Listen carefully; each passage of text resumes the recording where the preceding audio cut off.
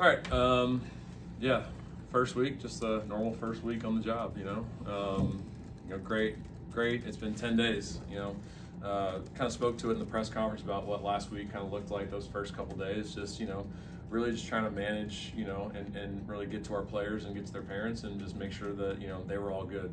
We talked about at the beginning of this process that we were going to do everything we could to make sure that they were in the best possible situations for themselves and their families moving forward, and having very positive, detailed conversations about obviously what our vision is for those players and what our vision is for the future of Auburn basketball. And incredibly grateful to all of them for being so understanding of not just BP's situation, but the situation that this staff's in right now. And they've all been incredibly understanding and have put a lot of trust into the staff and this university to finish the job that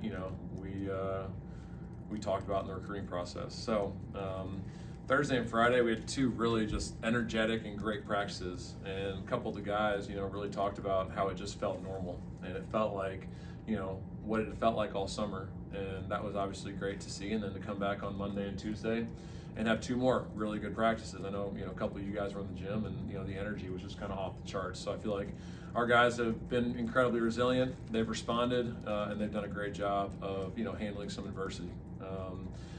Pro day today was a good day. It was good for our guys to kind of get out there and compete. Did a lot of scrimmaging today. And one of the biggest things that stands out is I think offensively we're going to have a chance to be really good. 15 for 36 from three at 42%, and then your best shooter doesn't have his best shooting day. That just kind of speaks to the ability of the shot making with this group. I think when we run our offense and we execute at a high level, we got a chance to do some things on the offensive end. Obviously, the biggest glare for me is just defensively. I think we had a lot of progress we got to make. We're not as physical or as big as we were a year ago, so it's going to require more switching. It's going to require more run and jump. It's going to require more pressing, things that we're going to have to do to create offense from our defense. So those were some of the things that really stood out. 16 assists, 11 turnovers today. That was an area this summer that we had to work on, just cutting down on our turnovers. But I think when we've gotten some more structure with our offense, it's allowed our guys to be a little more comfortable in what we were doing. A couple guys that had really good days. Caden Magwood, 5 for 6 from the field, 4 assists, 1 turnover. Really proud of Caden. Just in an environment with NBA scouts, being able to be composed and make shots and not turn the ball over was obviously a very positive thing. Keyshawn Hall, I thought, had a pretty good scrimmage. Did a good job of scoring the ball, but also facilitating and getting to the line. Sebastian Williams-Adams is a kid that just continuously gets better right before our eyes. Elijah Freeman, another guy that's just a winner. So, a lot of things that stood out, but obviously, a lot of film that we got to watch as a group and, obviously continue to build and to grow. So kind of open it up to questions from there. You talked about roster retention. I guess specifically guys like Keyshawn and Tahad, who've probably got a lot of options. How did those go? Yeah, it's interesting timing. So, throughout this process, we've allowed our guys to kind of, go through the process. And, through some conversations, with families and with the players and with the team, and just trying to allow them to process this in their own time. But also understanding that we got a scrimmage in 2 weeks, that we got to get, everybody all hands on deck that want to be here, right? And we want guys that want to be here. And, we want guys that want to continue to keep this thing moving in the right direction. I asked both these guys if they were comfortable with me sharing it, but both Tahad and Keyshawn Hall told the team today that they were planning on coming back and being at Auburn this year and not entering the transfer portal, and wanted to stick it out with this group this year, in addition to the other guys on scholarship who have all, given us their pledges that this is what they want to do. So, I think really good news for the program today is that we're going to be able to keep this group together for this upcoming season, and all the guys that we had in the summer, we're going to be put on an Auburn jersey this year. With Magwood, just the way he shot. I know he's playing point guard right now, and y'all are getting him. Is there any thought about playing him maybe off ball, just because of the way he can shoot, and just playing maybe him and Todd at the same time? Yeah, a lot of that's going to have to do defensively if we're able to guard, because obviously when you got two smaller guys out there, and some of the teams in our league are going to have tried out some bigger lineups out there. So it's obviously that's a big part of it. Offensively, those two could be formidable because they're both really good with the ball on the bounce, and they're really hard to stay in front of. the biggest thing for Caden is just continuing to limit his turnovers. Not trying to make the perfect pass, but trying to make the easy pass. And that's something that I think Caden has continuously gotten better at. But it's something that he'll have really good days, and then he'll also have some bad days that he's got to learn from. It's just about being more consistent in those good days offensively of not turning the ball over. And I thought today he did a phenomenal job. But for, like you said, you saw his shot making ability. Like, the dude can make some really tough shots, take and make some tough shots. So if we're able to find a group out there that may be a little bit bigger at 3, 4, and 5, it could potentially be an option running those two guys out there together, just because their shot making ability is elite, and it's something that obviously could be a real weapon. But we just got to make sure defensively that those guys can obviously hang in there. Nathan, Peter, Jerry. I think when you guys recruited Keyshawn Hall, he had such an interesting skill set as a guy who's kind of that big guard position. Is there anything about him this offseason that surprised you about the way he can just get downhill offensively? And I guess, how good of a one-on-one scorer do you think he can be? I mean, if you look at just he leads our team in free throws attempted. He's a guy that's going to get to the foul line a ton. He draws a ton of contact. And similar to Janai last year, like in practice, like I got to remind him, like, dude, you get fouled every single time you touch the ball.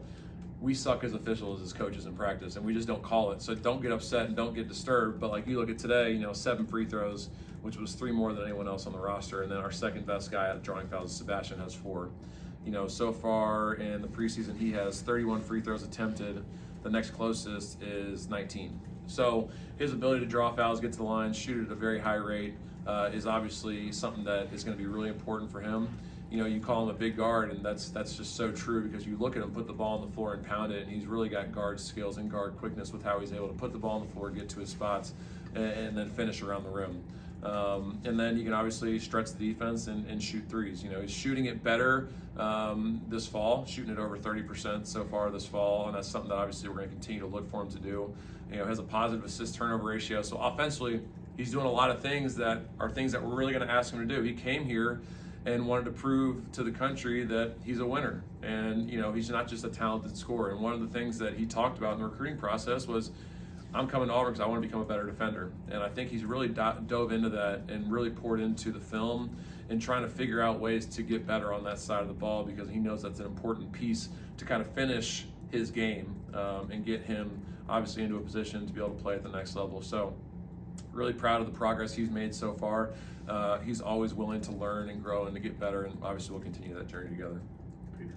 The way this team is built offensively compared to last year, how different do you think this group will be tempo-wise? We saw, a lot of cases last year you saw it slow it down, but today there's a lot more getting up and down. Yeah, I mean, you kind of said it right there. We have to play faster in order to score. Like, if you look at, not in order to score, but we're going to have an advantage because of our speed and our quickness, and we're going to play 9 or 10 guys, so we got to use that to our advantage. Whereas last year we really did get down to a 7-8 man rotation, and I feel like that kind of cost us in the second half of the Florida game, because we didn't have the pieces at 8, 9, 10 that we could really rely on consistently to come out there and perform. This year we're going to have to rely on 7, 8, 9, 10 to come in there and consistently give quality minutes. So we're going to play faster, just because, and we're quicker and faster as a unit. And you obviously don't have somebody like Janai that you can just run a play call for and post up on the block and just kind of let him go to work and go get one.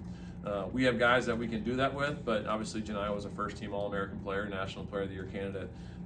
So he obviously had some special to him. This year we're going to obviously play faster in transition, and a lot of our we're going to have more breakdown guys off the ball. I think we got more guys that can kind of get to the rim, draw the defense, play off 2, and get guys involved. So it's going to look a little bit more, like the 2019 team, like the 2018 team, as far as how we're going to play in transition a little bit more, push the tempo, push the fast break, and look to be more aggressive. But then obviously if nothing's there, you saw today, anytime we got into any semblance of offense, it looked good, or our defense just sucks. I'm not sure yet, but we're obviously working through those things. But it's obviously, when you have guys that can make shots out there, a lot of other things can work when you got guys that can bank shots. Coach, kind of seeing the versatility in a guy like Elijah Freeman, what would his role kind of look like this year? Yeah, I think Elijah, 2 guys that I think are incredibly important to this team, and they're all incredibly important, but 2 guys that I think have a lot of impact on winning are Elijah Freeman and Sebastian Williams-Adams. Those are 2 guys that I think just do a lot of little things that impact winning.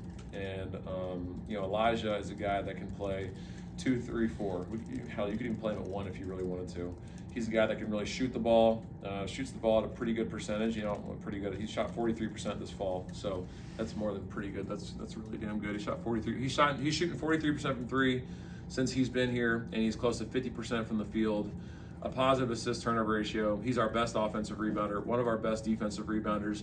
You kind of get where I'm going here. He's very, very important to the success of this team. And coming from Division II, he was a guy that, the step up, it's not just one level from where he was at in Division II, it's probably 2 or 3 steps to the SEC.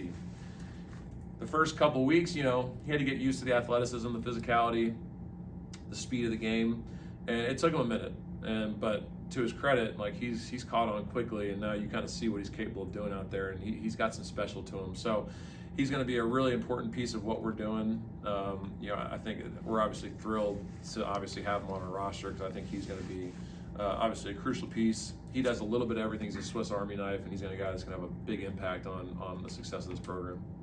Taylor. You mentioned in your introductory press conference that Tahad has a voice that people will listen to. Who else have you noticed that's emerged as one of the more vocal leaders on the team? Yeah, Keyshawn Hall is a guy that I think has a voice that carries and a voice that people will listen to. If you look at our practices on Thursday, Friday, and Monday of this week, he was phenomenal. Like, just constantly talking, hyping guys up, getting guys in and out of the huddle quick. So, stuff like that is stuff that I think for him as a leader, he's got to continue to do to continue to grow. Keyshawn Murphy, another kid that, has had a lot of experience in the SEC. And I think a lot of guys lean on because they know that he's been in this league for a while now and has played against some of the best players in the country night in and night out. So when Murph talks, people listen. And then Kevin Overton would be another guy that I think a lot of guys listen to because playing in the Big 12, having some real high major experience, those would be the 4 guys that I think have voices that these players will follow and voices that they'll listen to. So we're going to need all 4 of those guys throughout the season to be vocal and to be leaders, for this team to have some success. Sure. At center, how's Mecca doing, and how much better is Murph getting? Got to see him do a lot more today.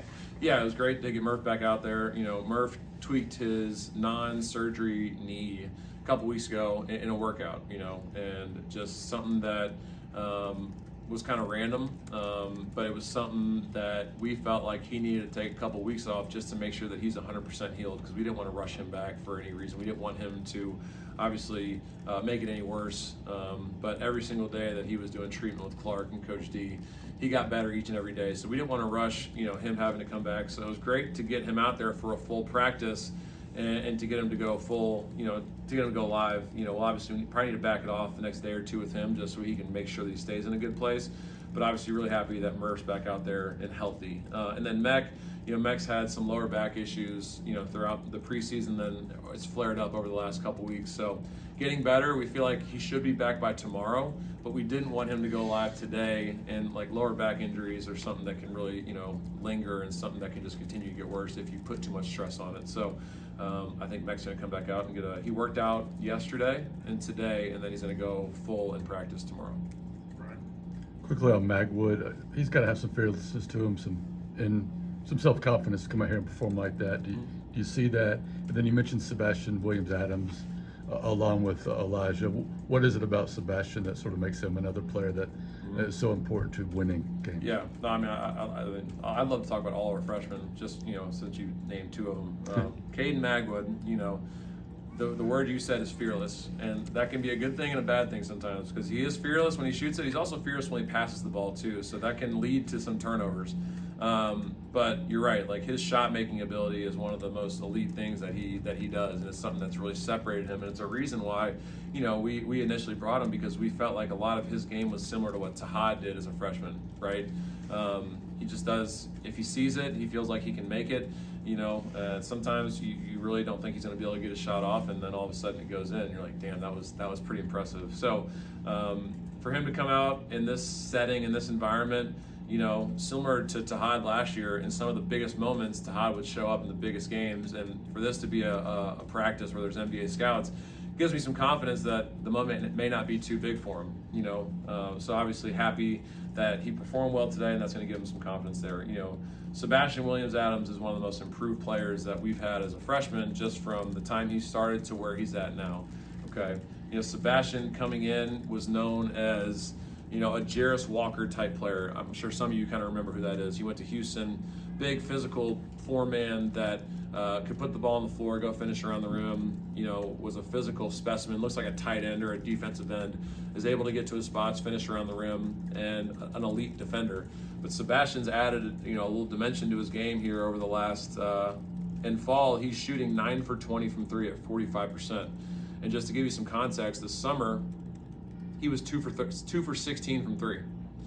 So one, it speaks to his work because he's been putting time in the gym to fix it.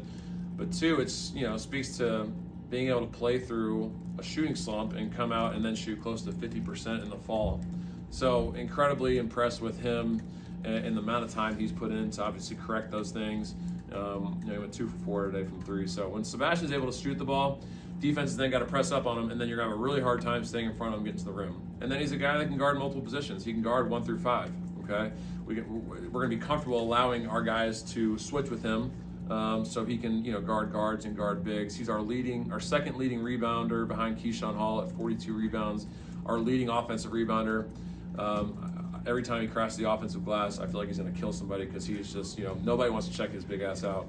But he's going to be a really valuable in that part of the floor. 9 assists, 4 turnovers. As a freshman, to not force things and not turn the ball over, that really speaks to his maturity as a player. He's a guy that just influences winning all over the floor. Simon Walker, you know, another guy that, you know, when we recruited him, Simon was a guy that we thought would, and I know some of you know him because he's obviously he's from the state. You would probably think it would take him 2 or 3 years to kind of play at this level. Well, Simon came in right away and showed pretty quickly that he's ready, and he had a really good fall and end of his summer to come out here and really show that he belongs. And this is not too big of a level for him. Obviously, you know, unfortunate that he ended up having to have surgeries out, I think close to 6 weeks, but had a great first week of treatment. And he is, you know, he's made a lot of strides, and I'm really proud of Simon. And then Filip Jovic, who's, you know, the oldest freshman in college basketball at 20 years old, had played professionally for the last couple of years, has played against grown men. And Filip, another guy that's just consistently gotten better every week because the game is just so much different from here than where he was playing. The speed, the athleticism, the tempo, just the size, right? Different type of athlete over here compared to what he's playing with over there. So it takes an adjustment period. And, you know, Coach Golden told me, like, with all of his guys, similar situations where some of the guys that he's had that have been internationals have taken some time to kind of turn the corner. Filip's no exception to that. Every single week, Filip's gotten better, and you kind of saw it today. Just a couple things that he did, we're like, whoa, that was pretty good. You know, 3 for 3 from the field. He's got to be a better rebounder because he is 6'8", and he's a 6'8", 4'5" man, so he's got to do a better job of checking out because while he was the most athletic guy in Europe, he's now probably the 7th most athletic guy on the floor, and he's a great athlete. So he's done a great job adjusting to the speed of the game, to the tempo of the game. He's a really quick big man. He's got to use his speed and quickness, and he did today on one of his spin moves against Murph. So excited about the contributions he's going to be able to give. So our freshman class has done a really good job, you know, up to this point. Take a few more, Nathan. When you guys were looking at Elijah in the portal, obviously, you know, he had that growth spurt, and he was just such an explosive guy last season. Where have you seen him improve this offseason? I mean, it just kind of feels like he's not only a project player, but is ready to also contribute right now. Yeah, I mean, if you looked at his splits at LMU, it was like he was shooting close to 60% from the field, 40% from three, and like 80% from the free throw line. So you look at that right away, and you're like, that's just efficiency, like off the charts, and that's stuff that we really look at and we value when we're recruiting guys here at Auburn. One of the areas that he's really just grown in an area that he didn't have to show a ton because he was the best player is defensively. He's got a chance to be special. You saw a couple times today, it looked like the other team's about to get a layup and he just rotates out of nowhere and just blocks it, you know. So he has some special ability athletically to cover a lot of space on the floor in a very short period of time. He, at his size at 6'7", does a really good job at getting through screens and getting skinny and getting around screens and not being screened.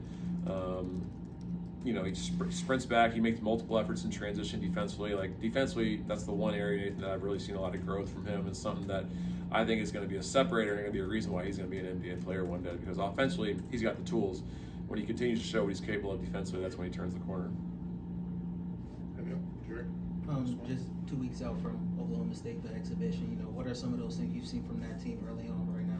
Honestly, we haven't watched any film on Oklahoma State because so what we do at this point is we pre-scout our first like 8 opponents. So we've already worked on Houston and we've worked on Michigan. All right, Houston's our 4th game. Michigan is in the players era. So we do that so we can get some film on all of our opponents. So when we get to the week of the game, it's not brand new as far as what we're showing the guys on film. We can show them some of the stuff that they've guarded. So haven't watched Oklahoma State yet. I know, I talked to Coach Lutz the other day. They loaded the roster with a lot of really talented players. So he's going to make a huge step in their transition from year 1 to year 2. And Coach Lutz is a guy that's just won everywhere he's been. So I know he's going to have those guys ready to go. But if you look at the talent on that roster, it's going to be, obviously a really good challenge for us. But looking at the timing of the game, October 15th, the fact that it's 2.5 weeks before the season is amazing because we're going to have a lot of time to really dive into that film and really learn from it. Whereas before, your exhibitions and scrimmages would be really close to the beginning of the season. It's going to be super valuable for us to have that film on our guys so we can really learn from it and grow from it as a unit.